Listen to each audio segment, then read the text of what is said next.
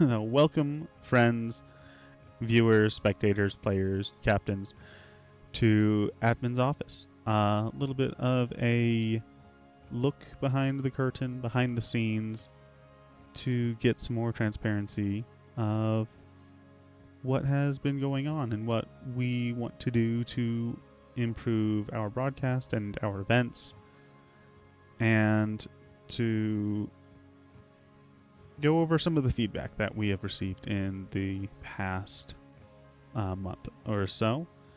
The first bit of feedback we'd like to go over is it was received in our general channel on Discord. So I have a couple of bits to read here. It is somebody said, I just wanted to say how awesome it is that you're streaming the scrimmages. It's such a cool initiative, and even though the PLC doesn't have a ton of them, I can only imagine how much time and effort it takes to make it happen, especially during the week. I really hope we get to see more of it in the future. Thank you for making it happen. And then somebody else chimed in, I also think streaming scrims is such an awesome thing. I think it makes the monthly that much more interesting when storylines and expectations exist, and I would love to see other teams get a chance to be streamed as well. I speak for my whole team when I say we thought it was a super cool experience. And our general response to that is we agree. We want to do more things. And our largest limiting factor is we have no income to speak of at this moment, and therefore we have no outcome to give our talent. It is one of the more frustrating parts of really starting out any sort of business, is getting that ball rolling. And that is something we're currently looking to potential sponsors for. But as soon as we're able to start seeing some cash flow, seeing some income from that, we want to put that directly into helping pay our talent, make it a lot easier for people to do something throughout the week, as well as do like a larger series, like an 8-week series for a handful of teams for some sort of invitational, and do longer, better events. So this is just the beginning. We want to be able to do more. I want to be able to talk back and more with you and receive some input. I'll be watching some of the comments here as well. So that's our general response to that. I have a few more points of feedback to read. Most recent, when I send out a survey to the teams and players. Not every event. There was a period of time I wasn't sending that to every team, but we did this last event, and we had a few responses. And the first one is, I really liked the podcast, but I think having a different game in the background versus what you are talking about is very distracting. Moments don't have to match up exactly, but I do think the same game should be behind the talking. And this feedback has been sent to the podcast team. That is a good point of feedback. That's definitely something strange for the user experience to go, oh, they're talking about a game, and this doesn't quite match up. Now I'm confused. And so you're trying to watch what is happening, and something else is happening, and you miss some of the information and what our people are talking about on the podcast. So that's something that has been sent, and we're taking that into account. Another point of feedback, the event overall seems like a good structure. I'd personally prefer finals to be a best of 3. Maybe there's a way to change the Swiss bracket to 3 rounds or something to account for the game increase, if that's an issue. The general response to that is the structure of the events are essentially the way they are for a couple of reasons. First, we do it all in one day. And part of, we believe right now, part of the draw of that is that you're able to set aside a day and enjoy just a day of gaming and a day of competition for with the community. I see it as functionally, at least competitive wise, no different than going to an event in person. The difference being that you don't go in person, but that you're going to spend your day with the community. It is a long day, and so like changing the Swiss down to 3 rounds, even though there's more than 8 teams part of it, that's not something I really want to add, because the main reason we have the full Swiss rounds is to give as many people as many games as possible.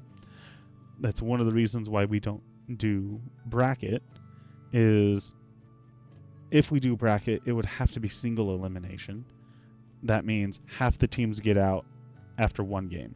Versus right now, every team gets to play at least 2 games if there's a bye, if there's 3 rounds. But then if there's an even amount of teams, if there's 3 rounds, every team plays 3 games. And the way Swiss rounds work, everybody plays different people within the Swiss set. That's how Swiss pairing works, is every team, the first round is semi-randomized. There is some seeding that goes into it. But then the second round and onward is like scores fight like scores. So 1-0 goes against 1-0 with a hard counter against if you've fought this team before. And so it can mess with the scores a little bit there. And it mostly messes with the people in the middle as much as possible rather than the extremes. But the point of that is that we want to get you more games with more people. And that's something that I feel is very valuable, especially since right now I'm the current tournament organizer. So we'll see if that ever changes. But that's the main reason why we want to keep the Swiss format the way it is. We did add the semifinals and the finals because people said it felt bad to be knocked out when you're in 3rd or 4th place when scores are so close, especially when you don't have a best of 3 for Swiss rounds. You're able to get more accurate scores if you do full best of 3 matches in the Swiss rounds. However, that's just a lot of time. Because currently you get like 10 teams, you're doing 4 rounds of Swiss, and then the top 4 are doing another game, and then the top 2 are doing another game after that. That's a long day. That's a long day for our talent. And that's something we want to keep in mind as well, is after a long day, our best teams are the most drained. Because they have an extra game on top of playing the finals. So this is something where I don't know if there's going to be a perfect answer to it. We are going to do our best to take this feedback into account while still explaining why we're deciding to do things the way we do. There was the poll I sent out for, do we make the start time come up? And according to that poll, it looks like we're not going to do it this week, or this month. But we are looking to start an hour earlier in future months. And when exactly we do that start date, we're going to figure that out. But there will be an announcement for that. And yeah, it's an ongoing process where we're trying to just make the best event we can for the community as a whole. It's something where if we get so many teams, do we split per region? So because across 4 time zones, that's a lot. Can we split East versus West if we get enough teams where we run 2 separate events? That might be something we look at, but we're nowhere close to having that amount of teams to start really thinking about that. But those are the kind of decisions and kind of forward thinking we're doing right now. So, next point of feedback. I personally think alt accounts should be barred. Many players hide their ranks / one tricks with alts, otherwise everything is well structured, maybe more pop off from the casters, heart. And I agree. The problem is there is no real way for us to write this rule and enforce it. And this has to do with people's main account is the same one they're playing competitive on, or playing organized play on.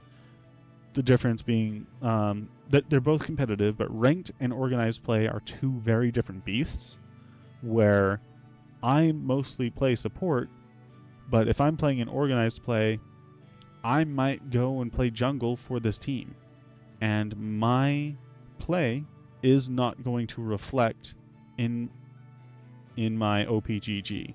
This is something where I personally don't see a lot of value in OPGG. You're not getting a lot of accurate data other than somebody's rank, and so you can kind of get the gist of how good somebody is. But if, say, you have somebody's account who plays most of their competitive play in organized play, like I do, my bronze rank doesn't really reflect my skill in organized play. So we run into this issue where it is near impossible to enforce.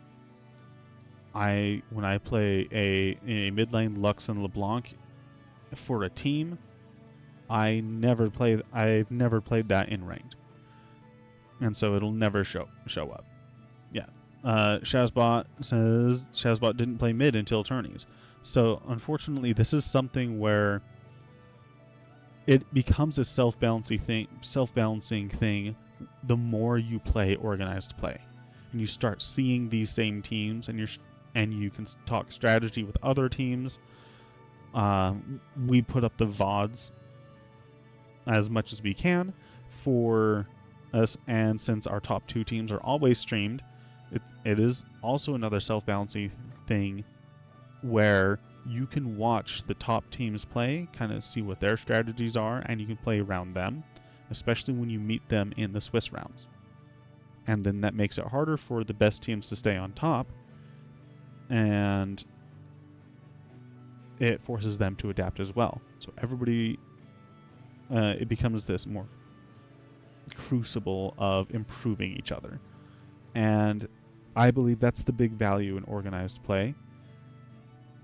As far as alt accounts go, yes, alt accounts probably should be barred, but at the same time, it is up to the player. The rule we have is that you can't share accounts. That is something that could lead to smurfing. Smurfing is not something we really agree with. That's not a cool thing to do.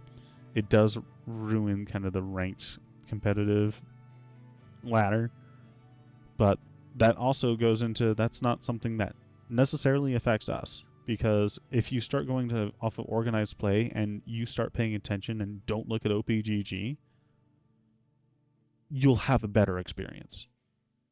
I can promise you that. And you start tracking people yourself, tracking players and trying to understand their strategies rather than their rank and then whatever champions they say. Like, you can probably run into, say, Proden plays Malzahar, you're going to ban Malzahar, but the thing is, that's going to happen after the first couple times he plays that in our events, and then teams start going, oh, don't let Proden pick Malzahar, he'll walk all over you. And it comes back down to the only thing we don't really have is a way to track our scores directly. Battlefy still has to fix their stats, but that's part of organized play. That's a rule I don't think we can really have because it's really unenforceable. Next up is the streaming delay update. Is pretty cool. There was some discussion about that. The issue here is I don't anticipate ever getting away from a streaming delay, strictly because stream sniping is a thing. It's almost impossible to prove, and we just want to avoid it altogether. That's the consideration we have to make. If we do some sort of live in-person event, we can consider that, as long as we don't let teams look behind and look at the screen, design our stage in such a way where that's impossible to happen. But that's the streaming delay discussion.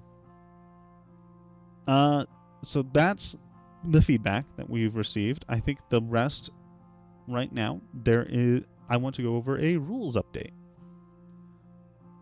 And this is mostly going to be a lot of just clarifying information. Let me share my screen again with the class real quick as soon as I remember to do it. So, all changes are going to be highlighted. Here we go. So, the current rules, like this one is in the rules, but this highlight is going to be the difference. Because this is the first time we're doing this, I'm going to go over the rules and why we have them the way they are. So first rule, this is an open tournament for anyone in the NA region with no rank cap. Open tournament is something that I enjoy because you're able to get into a match with perhaps people way beyond your skill level, and that's part of the charm. If you lean into that, you can have an excellent experience. We have NA region just because we have to region lock things just for logistics sake, but the no rank cap is part of like the open style tournament. Rule number 2, entrants must be 13 years or older to register. This 100%. We're going to make a little bit of a change. This should technically be highlighted. Entrants must be 13 years or older to register. This is 100% because of pricing rules or pricing laws in the United States. And it's going to be very similar in other countries as well, because NA isn't just the United States. But that is something we have to consider. We may not have pricing right now, but we're future-proofing ourselves because we want to be able to have pricing. Rule number 3, teams are allowed 2 alternates in their roster. This is because if you start to have 3 or more alternates, we want to encourage you to make just a new team, another team, because the open tournament is specifically for as many people to play as possible and people to enjoy this competitive environment. However, if you have like 1 or 2 alternates, that's a little harder to make a new team. But I always recommend, hey, give it a try. Try to find more people in your team, get more people in. I would love to think of incentives for teams to find to bring in new players. But once again, that's where we have no income now to speak of to think of anything for that. If we do some sort of invitational or longer form series, this is likely to be a different rule. Probably up to 4 alternates. But that's something to consider if we do a different kind of event. Rule number 4, all players must be in the Progenitor Circuit Discord during the tournament. This is for ease of access for the tournament organizer to the players. And the team captains say, hey, do you have any questions? I can jump in and talk to you very quickly. Because of some server bloat, this is something we're actually taking a look at. Sometimes people prefer to have their own server, but we want to encourage community. Then that's another thing this does. People are able to chat more in the Discord. One of the issues we run into is when people sign up, like I see people on Battlefy sign up as solo members, but then they don't join the Discord. And then they are unresponsive to the tournament organizer, to me, about anything that I try to get a hold of them for, and so I have to drop them and go, cool, we only have, instead of the 5 solo signups to make a team, we only have 2. 5. All players are expected to abide by the Summoner's Code and basic expectations of conduct. This rule is 100% because so that the rule exists, and because the rule exists, we can, if somebody is mean and is a dick, we have it in the rules.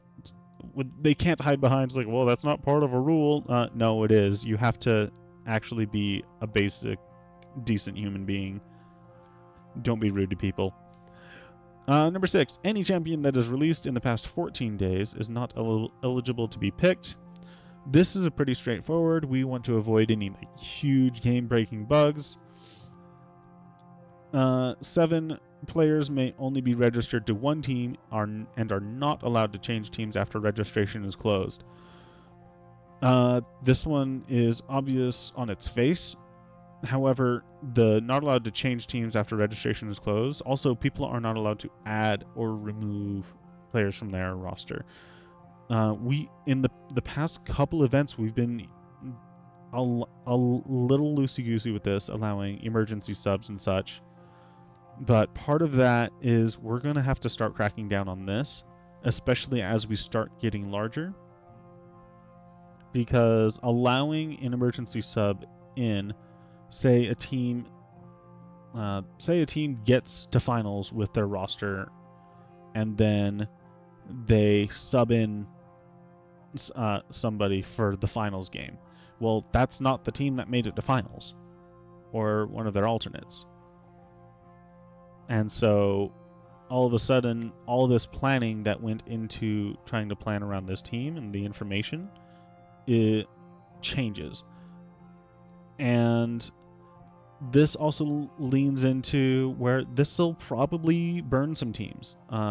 There's teams that want to do an emergency sub and feel like they should be able to.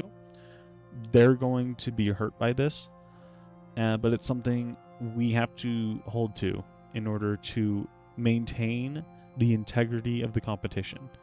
And that is paramount. If you cannot trust the competition to find the best team, then what's the point of the competition? Might as well just say, whatever, just throw things at the wall, it doesn't matter. This leans into, I'm going to be expecting team captains to manage their teams, to say, hey, this is an all-day tournament. The format is, we're going to go over the format a little bit more, but the format is very clear, and that should let you know about how long it's going to take. Now, since we're still small, the first time you're in one of these events, is the first time you really realize, oh, this is a long day. This is playing a lot of games. And it sneaks up on you, especially if you get into the Final Four. So that's, I can anticipate some friction, but it's something we're going to have to hold to. Next is players must register with their own Riot account. Account sharing is not allowed and will result in expulsion from the event and a potential ban from future events. This rule is unique in that the punitive measure is spelled out in the rule itself.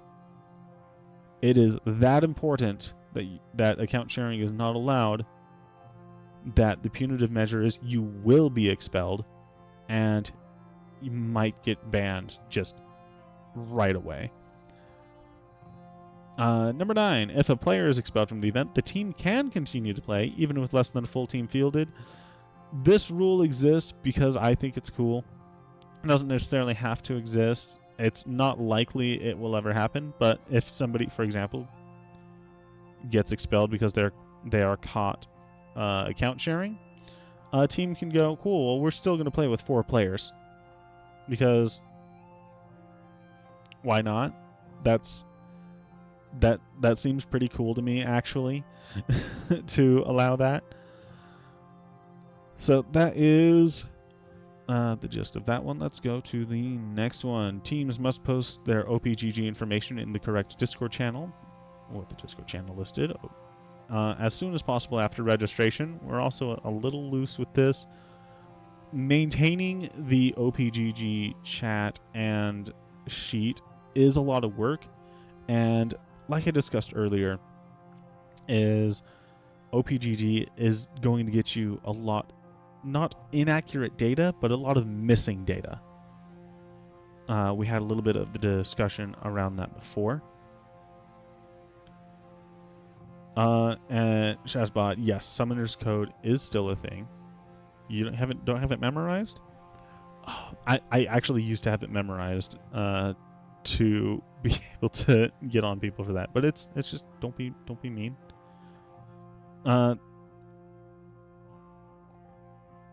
So Snap called out. I don't.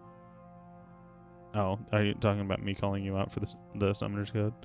Yeah, you don't know the Summoner's Code? Well, let me look up the Summoner's Code. I believe it is the 4 points, right? 1, 2, 3. Oh, it's more than 4 points. Okay. It's you actually. Whenever you make a new account, you agree to the Summoner's Code. You haven't made a new account yet? Why do I know that? Well, okay, so everybody had to agree to it when the new Summoner's Code was made. And 2, I was not 16. Well, they updated it. What is the current Summoner's Code? Let me actually find that real quick. Oh, Summoner's Code is the old version. It's actually called the Code of Conduct. Oh, I need to update the rules. It's Riot's Code of Conduct. It is okay. The Code of Conduct is the 4 points. It is a more lame name, Shazbot. However, summoners don't exist anymore, so they had to get rid of it. Okay. Yeah, it is the 4 points. Compete to win, respect my teammates, protect myself and my community, be my own last line of defense. Yeah. Okay. The Summoner's Code is something else. So actually, we're gonna do some live editing. Imagine that. So we're gonna. So let's see here. Am I blind? Okay, by Rito's Code of Conduct. Yep, that's a change that I have to make because Summoner's Code is actually no longer a thing, but everybody, if you have a Riot account, you agreed to this, and we're saying you have to agree to that here as well. And then basic expectations of conduct, that's reasonable conduct. Let's see here. Okay, back to must post their OPGG information. We're a little loosey-goosey with this, and the big issue with that is it's incomplete data, and it's something where I believe the more you play organized play, the less you're going to use OPGG, except for maybe new teams. But even then, most of the time, see what you can do for some scouting for yourself. When you get into game, you can try to plan around this. I will be getting a lot of pushback on my opinions on this. I am in the minority when it comes to players. But just like the other feedback said, well, alternates shouldn't be a thing. There's no way to enforce that. And like we covered earlier, organized play is different than ladder play. And organized play is not going to come up on your OPGG unless you have an account specifically for that, which I think that is fine, having an alternate account for that. But then you're not going to have really a rank to speak of, which then that's technically a way to hide your skill level. So that's how do we write a rule that takes all of that into account? It's not really possible.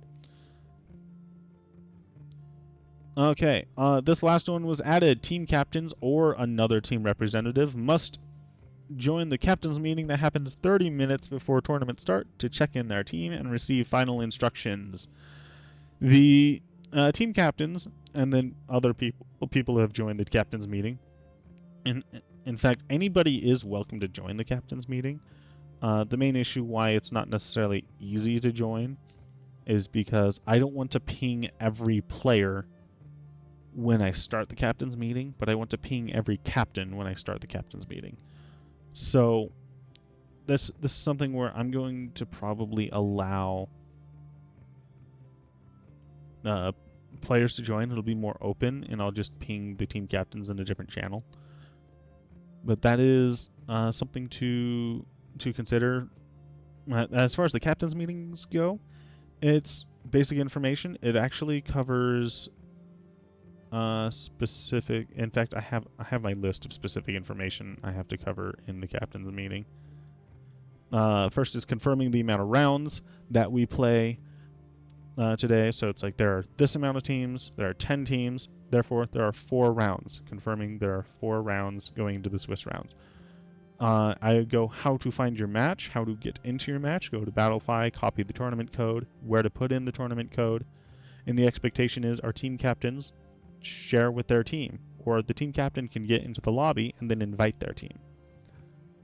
And then the instruction, I actually forgot last time, but because we use Battlefy, it updates the scoring yourself, but it is still important that you check to make sure the system was correct, that the system reported it properly. It is still your responsibility to make sure your score is correct.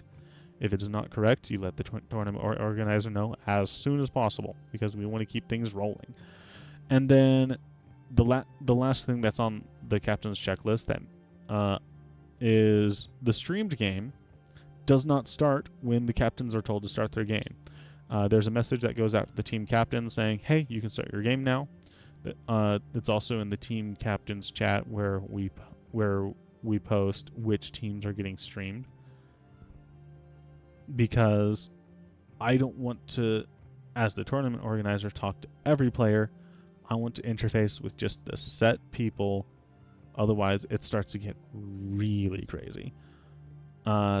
So teams can start when they're told in Discord, but people on stream only start when the observer tells them to start, because especially as we start getting to either like sponsored spots, segments, things we want to cover before the game starts proper, they have to hold on. They can do the what's it called? Draft tools. They can use their draft tools and get ready to hit start game, but they cannot start the game proper until they are told. A team requests 2 captains. There should only be 1 captain, but there is no rule that there can be 2 team captains, like 2 representatives. This is actually happened last tournament. Somebody said, a team captain said, "I can't make the team meeting. Can somebody else do it?" I said, absolutely, because the team captain name is basically just the team representative, somebody who interfaces with the tournament organizer. So I don't have to go track down somebody from your team. I have a point of contact. The team captain used to be called the point of contact role, or POC, point of contact. I changed that to team captains.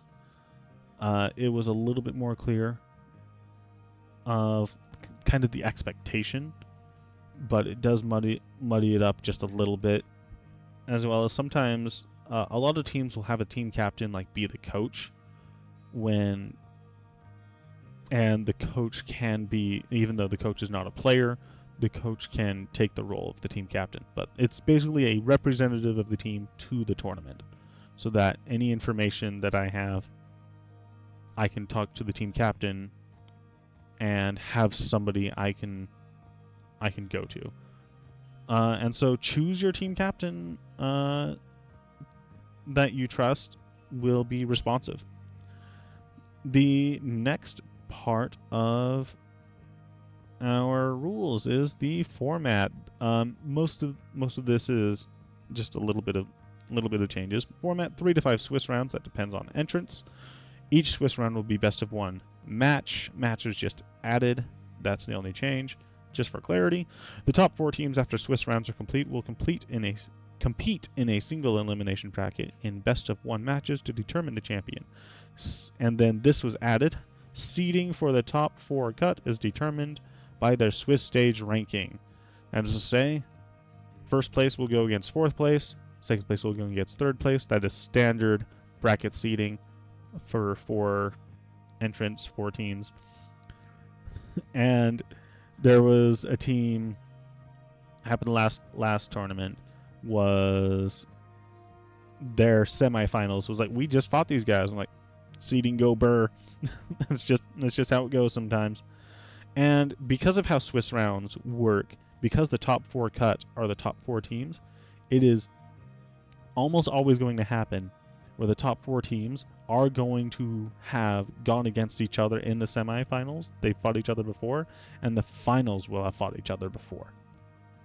And so that's another way to kind of stress test your strategies is when you go against another team, how do you adapt to that team, especially in the Final Four? That's why I like the Final Four being able to be top cut into semifinals and finals. Even though we lose the best of 3, having more teams able to get a little bit more competitive that way while still giving a lot of games to more teams, that's one of those trade-offs that we have. I am still a fan of it. Next up, we have our own code of conduct. Be respectful to other teams and players. Be on time to games. Begin rounds promptly. Do not use excessive foul language. Insult beyond common banter is prohibited. Has replaced not allowed. And this rule is strictly there because we love banter. It's fun. It adds to the competitive spirit and competitive nature of events like this. Whenever I'm able to be the observer in the tournament and see the banter before games, I've loved it every time. It is, I believe, a healthy thing that can be encouraged. However, there is a line, and so don't be overly insulting. Don't use excessive foul language. GG easy is reportable. It is rude. Like, don't be rude. Be competitive. And where is that line? That's most of this will come in the form of, hey, be careful with how you word things. If you don't know the other team, because a lot of the policing around this is if the other team finds it insulting. It's like when you're at work and you have harassment training, it's the same kind of thing. It's about who is affected. It's about impact. Remember, intent and impact are 2 different things, and you have to worry about impact more than intent. So if you're not sure, you can ask them directly. You can say, hey, can we be a little bit more bantery? Can we go a little bit harder on this? And if it's like, nah, I'm not really comfortable with that yet, there's your answer. You can ask directly. Imagine that communication. But it's rivalries, mid-diff, draft gap, unlucky question mark maybe. But there are also times where I see mid-diff and it's a joke because it's the loser saying mid-diff. Right? So where's the impact with that? That's I get it. He's saying I'm the bad one. It's more self-deprecating. Sure. That self-deprecating is allowed a lot more because you're only putting yourself down. Define common banter? No. That's not... That common banter is self-defined. If you don't know, and if you're not sure, do not say it.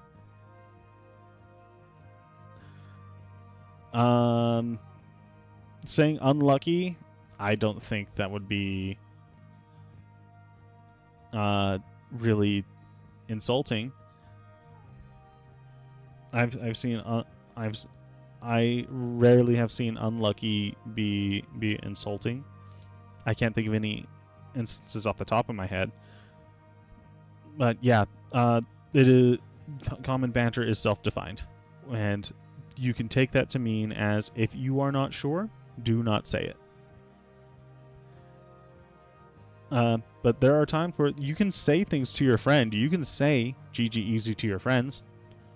Your opponents are not necessarily your friends.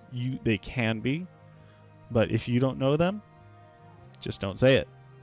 It is quite literally that simple. Nobody's putting a gun to your head and saying, say GG easy. You can be respectful. So the last rule is follow directions given by tournament staff. That one's pretty straightforward. Next is the broadcast section, just the general instructions for if your team is selected for broadcast, your team may be chosen to be shown on the tournament broadcast. Teams will be notified before round start of which match was selected to be broadcast. If your team is selected, and we removed this part because it's not useful anymore, you will create the game lobby normally and invite the tournament observer to the game lobby. Because we're using Battlefy and tournament codes, we don't need that.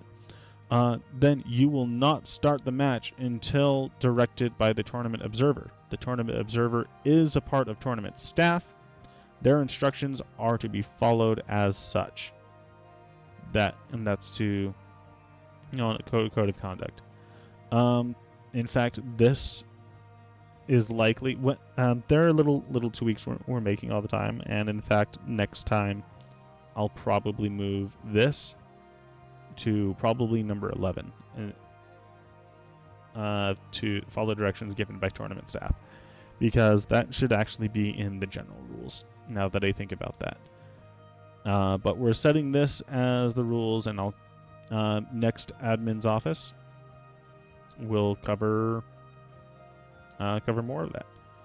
The next set is what happens during violations. A team found in violation can be punished by removing bans in a game, relinquishing side pick, game loss, or disqualification at the tournament organizer's discretion. A player violating rules or code of conduct can be counted as representing their team. A team can be punished for the actions of a player.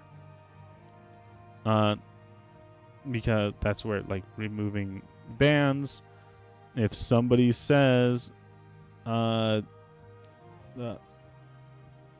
something rude, overly rude, you can remove a ban. You lost it for your team. This is a team game. And if anybody wants to fight against that, I say it's like, well, if you have your jungler just decide not to show up, your team loses. What's the difference? It isn't a difference. You are playing as a team. And while disqualification is usually going to be as the player instead of the team as a whole, as well as like bans and such would happen at a player level rather than a team level, it is still possible that can happen at a team level. Next up is just the general match rules, a little bit different than the general tournament rules. How do you run a match? Here are the game settings. If you have to make the match, for example, if Battlefy fails, in fact, I think we can add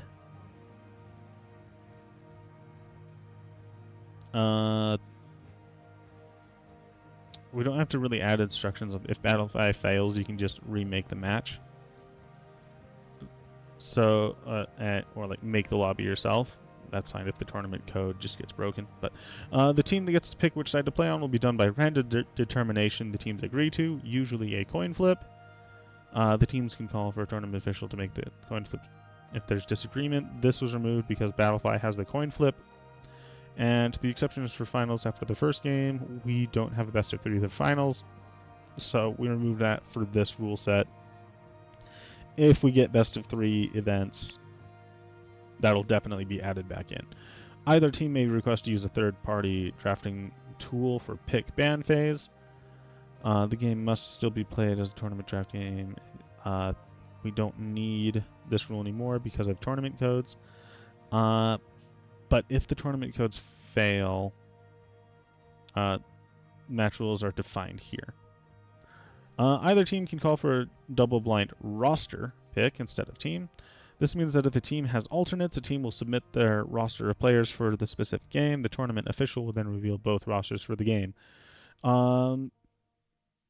That is relatively straightforward.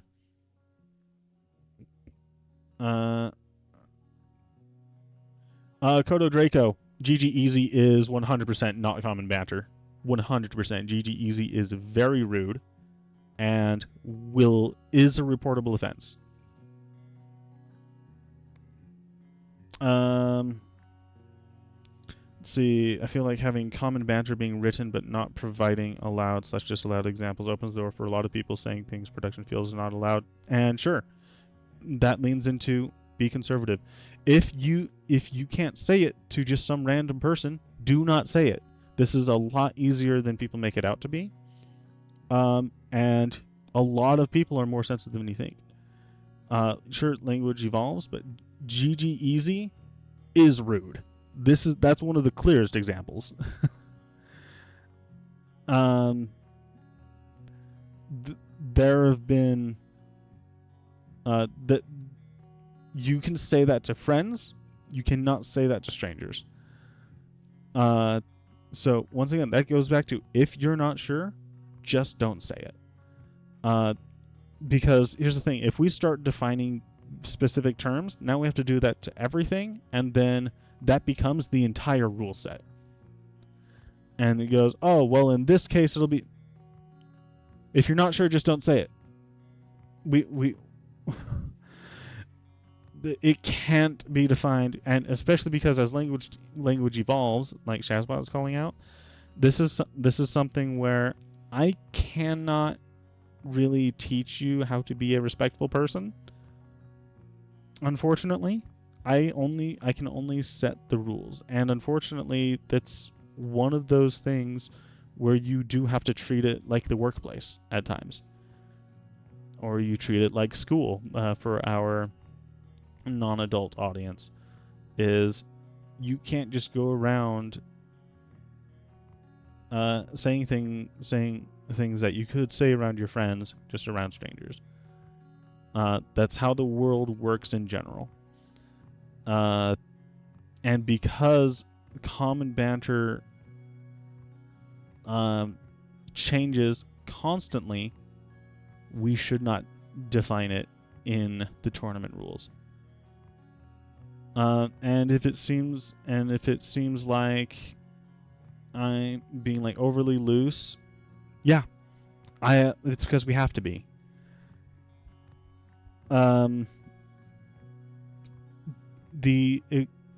It's difficult to give different examples because if you give the example GG Easy a year from now, it might be different. But right now, it never feels good. It's never funny. And maybe that's a me thing. Okay. Then that's just the unfortunate thing where the tournament organizer, I guess, is in the minority. But I play plenty of League, and I see it pretty much as often as you do. And I play with a lot of different people, and the vast majority of the time, it's not even close. It is always upsetting. Vast majority of the time, it is upsetting. So I know I'm hitting this real hard, and I'm probably hitting this harder than I should, to be honest. But this is why this difference in opinion goes into cool. If you're already going into that is now no longer common banter. That is that gets into rude territory, and we can avoid that altogether by just you don't have to type in all chat. Let's see here. Next thing, if there's a client bug where players are not able to swap champions, so basically if there's a bug, you can remake it. Easy peasy. And then last, as draft tools are available, teams must be in lane order during champ select where possible. But this does not bar teams from choosing to swap roles in the middle of champ select. This is another example of why like alt accounts or OPGG can be misleading.